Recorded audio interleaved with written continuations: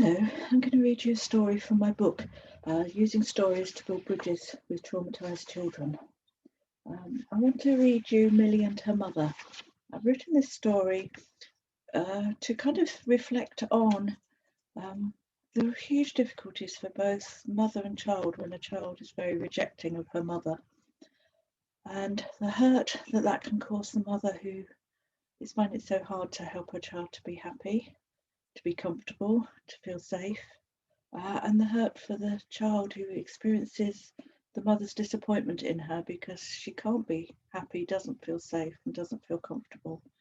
And how to, how for these two people, the mother and the child, to meet in the middle. I've written this about a mother. Obviously, it could be applicable to any parent, but I've met so many mothers who are at the brunt of the hurt of rejection, that it was a mother I had in mind when I wrote this story. Millie and her mother. A little girl called Millie stands at a cliff edge looking over a ravine. She gazes across at mother. This is her mother, but it is difficult for Millie to believe this. She has had other mothers and has watched them go away. She does not want to trust this mother. Her mother calls to her, but Millie tries not to listen. Her mother tells Millie that she will keep her safe. She will help her cross the ravine. She will build a bridge, and she will hold her as she crosses. Fear stands next to Millie. He tells her not to listen. Do not trust this mother. Stay with me. I will keep you safe instead.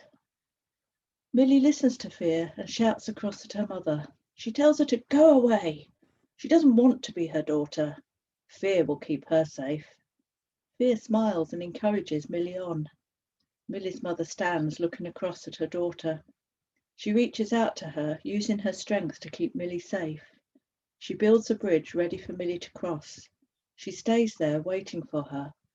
But waiting is hard. Sad stays with mother, trying to support her. Sad is full of despair. She whispers in mother's ear, "She will not love you. She will not come. Give up, turn away." Millie's mother tries not to listen to Sad, but it is hard. Sometimes Sad persuades her, and Millie's mother turns away. She sits, her back to the ravine, and lets Sad comfort her. But Sad's words are harsh. "You are no good as Millie's mother. She will not come to you. Give up, stay with me instead." Millie's mother blocks her ears. "I will not listen to you, Sad. You are wrong. I am strong. I will help Millie cross the ravine. I will love her always." Millie and Fear notice Millie's mother turning away. "Look," says Fear. "See, she doesn't love you. She'll not help you." "But look," says Millie. "She is turning back towards me. She is there for me. I want her to hold me, to keep me safe. I will go to her." Fear is angry. He shouts at Millie, "You listen to me. I know what's best. You stay here with me. Don't go to her." Millie is confused. She doesn't know what to do. Fear makes her feel angry. "How do you know you will always love me?" she shouts to her mother. "Fear will always stay with me. It is safer to stay with Fear." These are brave words, but inside Millie's heart is breaking. Fear cannot love her as a mother can. She longs to be in her mother's arms, but her longing disturbs Fear. "Turn away, Millie. Come with me. I am stronger than your mother."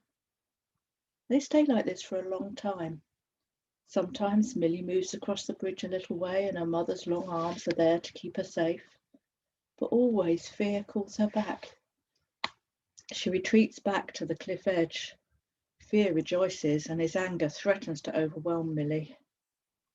One day, as they are standing like this, mother and daughter, either side of the cliff edge, a stranger comes along. She is out for a summer stroll. She notices the two of them and is curious. She comes over to see who they are. Fear notices her. "Who are you?" he asks. "I am Hope," she replies. "I am wondering about this little girl. She looks lost and lonely." "She's fine," says Fear. "Leave her alone. I am taking care of her." Hope looks at Fear. "It's not Millie who is lost and lonely, is it? It is you." "No," says Fear. "How dare you? I am fine. I have Millie." Hope crosses the bridge. She looks at Millie's mother. Sad stands between them, protecting her from Hope. I am wondering about this mother, says Hope. She looks full of despair. She is fine, says Sad. Leave her to me, I will help her. Hope looks at Sad. It is not mother who's full of despair, is it? It is you. Sad cries. No, she says, I am fine. I'm here to help her. Hope thinks hard and has an idea. Come with me, Sad. Trust me, I think I can help. Sad looks at her. She is unsure. Hope smiles and Sad finds herself going with her. They cross the bridge together. Hope takes Sad to Fear. I think you two can help each other. Hope waits with Millie while Sad and Fear talk together. They talk and talk. Sad talks about her despair and how she is helping Mother. Fear talks about his anger and how he is keeping Millie strong. How can your anger keep Millie strong, says Sad.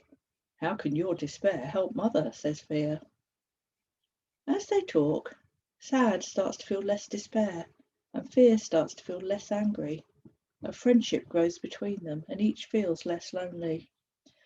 Go on, says Hope. You have each other now. But what about Mother, says Sad.